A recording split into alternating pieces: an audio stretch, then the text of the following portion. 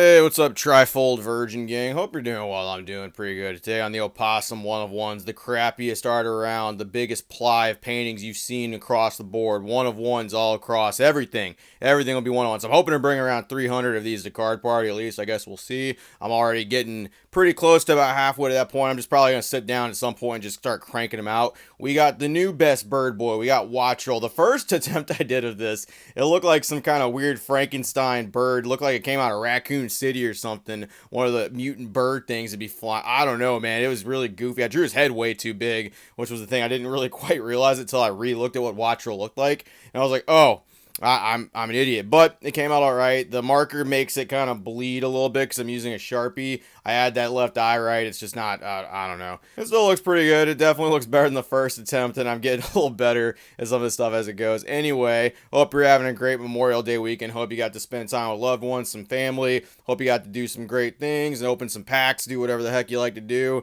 Any of that fun stuff. Today, we're going to be diving into the wonderful deep world of r/poke investing once again. I just love perusing through there every now and again. I'll see some of the craziest things. I'll see some of the wildest things. I'll see some of the most mundane things people are pretending to be wild. And then I'll just see some regular old goofball cringe. I'm sure everyone has seen that stuff too. Reddit, I mean, Pokemon Reddit is definitely no exception to the rest of Reddit. It's full of some alright stuff. And then just some of the most downright cringe things you'll watch like anytime. It's great. You can find some nuggets, but you can also find some other nuggets, some real shit nuggets in there too. And we're going to be taking a look at some of those I found. It's going to be a real treat. Buckle in, grab some popcorn, grab a fucking snack or something, and let's get investing.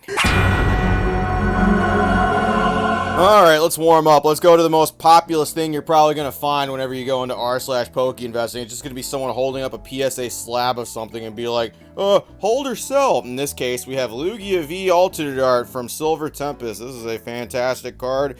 Beautiful art. It's quite a thing. But there's tons of people that'll hold up different cards like this and they'll be like hold or sell. And I'm just very curious, like, because I see a ton of answers. I see a ton of people give their input. I'll see a ton of people give why they should do one or the other. Is there people that actually wait, like, really anxious by their keyboard, awaiting what the Redditors are going to tell them to do their cards? Is there anybody who exclusively only does things based off their Reddit comments? I'm very curious because a lot of people ask this, and a lot of people do it regarding a ton of different things in the Pokemon space. It doesn't have to just be Pokemon. I'm sure Yu-Gi-Oh! I'm sure sports. I'm sure any kind of collect. Like, who is sitting there just on bated breath, just waiting for someone to fucking tell them what to do with their Lugia V? Do you like it? Keep it. Do you not like it and want to get a 10? Sell the card and fucking put it towards a 10. I don't know, man. Like, what do you want from this whole thing? It's like more personalized. I can't tell you what to do with your card. It all really depends on what you want to do with that stuff. You didn't even give like a goal for what you want for this thing. Should I sell this now and make the most money, or should I like sell this and hold it? What should I hold it and just to see if it's like what's the ultimate goal for this? I'm assuming it's to make more money, but you can never really assume nowadays because of the whole, it's just I see this all the time. I'm just very curious of like what the actual mentality is. There's someone who actually will be like, oh man, guess fuckface 6'4" over here told me I need to go sell this card. I bet I'm gonna go sell it right now. Here you go. Or if there's someone who just contradicts everything they hear on Reddit, they just put it up and they're like, everyone's telling me to sell, I'm gonna hold. Like, it happens so much, and there's so many of these on there. I'm curious, man. Well, hey, hope you do what you want with your card. Hope you get what you want. Oh, we got the cards right here. We got old Temporal Forces from $50 to $110, less than 2 weeks. Don't sleep on Scarlet and Violet cards. Honestly, didn't expect this from this card so rapidly. It's like people are just randomly all of a sudden discovering that these cards are playable. There was a ton of people who didn't really realize anything about the Dragapult EX at all. They didn't know anything about it. See that the card is like a $20 card, $25 card, and people are like, whoa, what's going on here? People want this card of all. Like, it's just blowing people's minds that some of these cards are extremely playable. Dragapult's pretty playable. A bunch of people are trying to get some of the Teal Mask Ogre Pawns. Raging Bolt's one that people are starting to go for too. It's kind of like some of those older cards back. I mean, Gardevoir for a little bit whenever Scarlet and Violet base first came out was pretty expensive. However, her prices dropped a good little bit. You can pick up Gardevoirs for like next to nothing, but that's still a top performing deck right this second.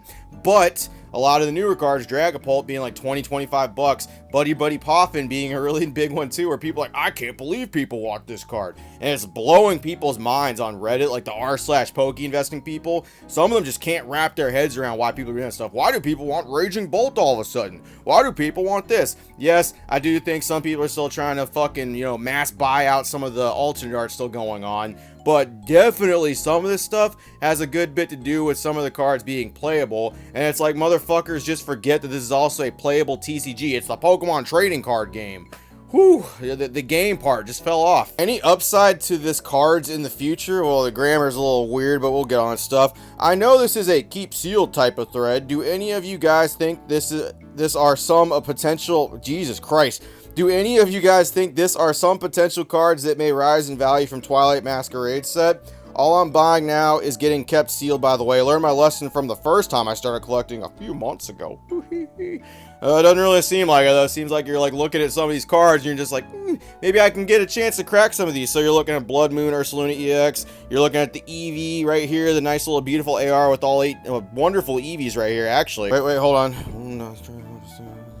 Yeah, there's 8. Okay. I figured there was 8. I just had to make sure there wasn't like hiding one somewhere. But yeah, there's 8 right there. And then we got Leiron right here, the AR card. So some of these like these art rare cards that are coming out lately. I mean, the Eevee, I for sure think some people are going to really want this card. And I do think there's going to be some people that put it up. Any of the alternate art cards, though, it's a fucking guessing game who's going to buy what. I do think Blood Moon Ursaluna is not going to be extremely popular. People do like Teddy Ursa.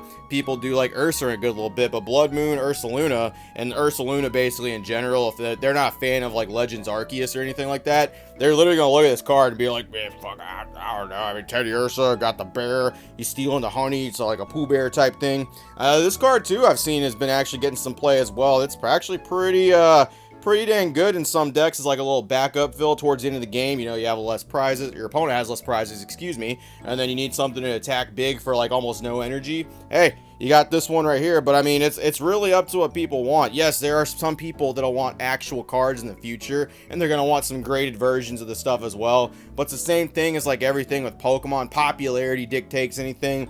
Pull rate really doesn't dictate fucking jack shit for Pokemon anymore. It really doesn't. Just sit on a couple booster boxes as well. You can't go wrong. I just love seeing people's opinions, honestly, because it's just so out of the blue sometimes what people will say.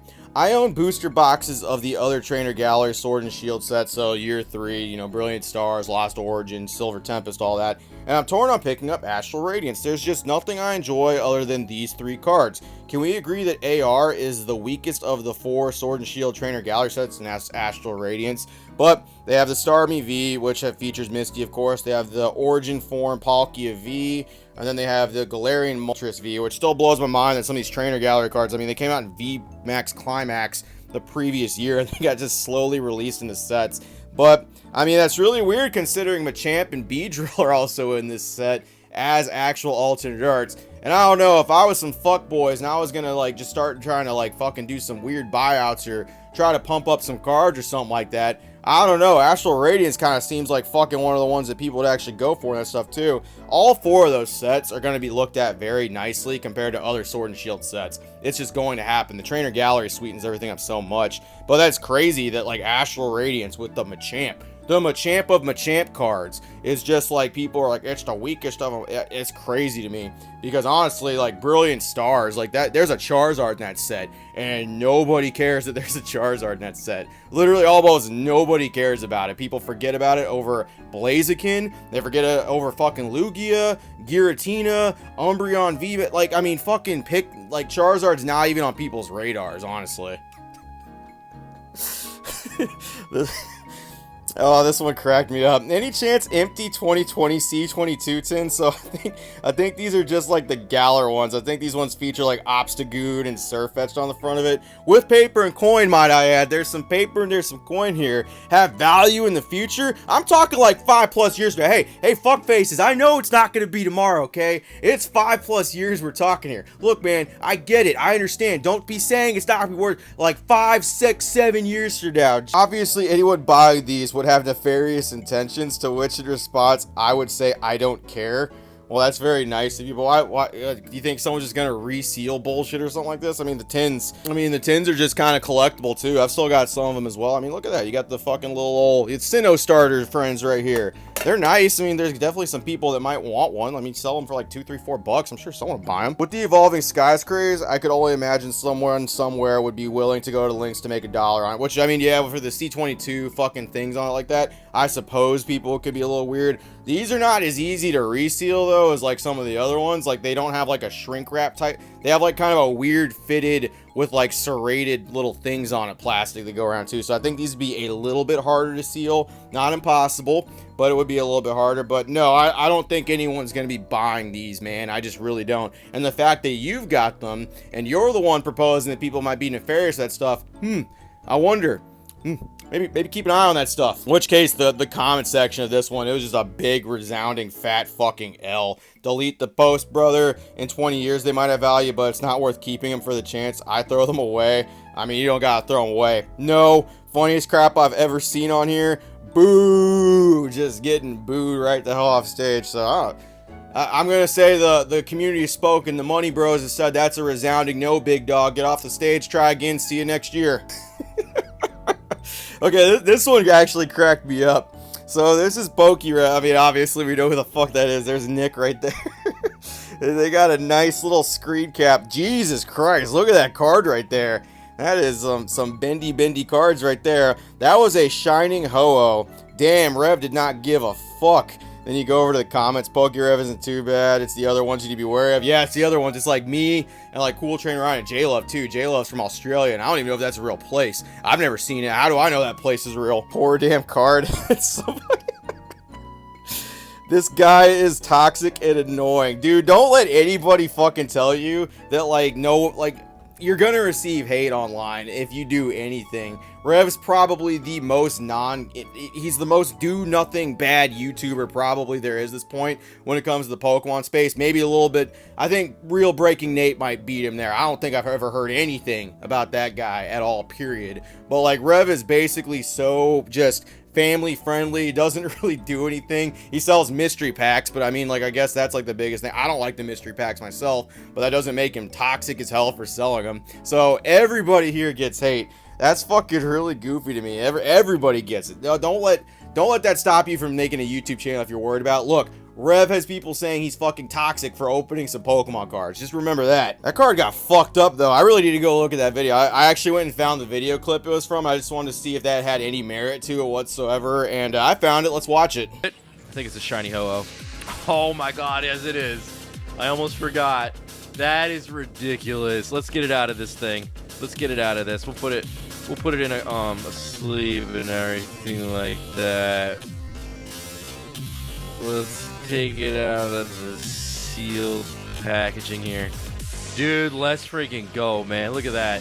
If you want to get all these really cool shiny cards that are really kind of like, they remind you of Neo Destiny and Neo Revelation, you got to get some of them from different products like this one, which has the shining Ho-Oh. Man, what a good screen grab that guy caught. That card's perfectly fine from what it looks like to me. That was crazy, though. He did get a really good one where PokeRev was going like, and like yanking on it real hard. But I mean, like, cards, I mean, they're floppy. You can like flop them all around. See, like that? Look at that. Card's just fine. Look, I mean, it's, I don't know. He was just trying to open it. It was a little bit of a goofy one, but I mean, like, man, that was a good screen grab you got there. I'm not really too sure what that has to do with poke investing. I guess a shining Ho-Oh is pretty sick, but hey, you almost got him that time. It was almost a good one right there. That's some good stuff. PokeRev is so toxic, by the way. He's such a toxic guy opening Pokemon cards on YouTube. Anyway, that's all I got. That was my deep dive into the Pokemon fucking r/poke investing deep well of shit right there. Hope you guys had a good one with that too. Hey,